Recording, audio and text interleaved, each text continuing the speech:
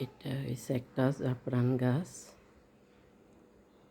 এটা যে আমরা পোলাও বিরিয়ানি রান্না করি তার মধ্যে দিই একটা জাফরান। এটা হচ্ছে মশলা গাছ।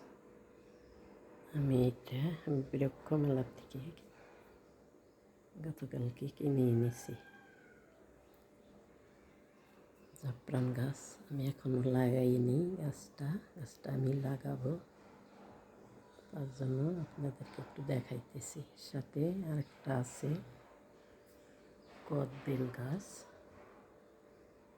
এটা হয়েছে কদবেল, গাছ।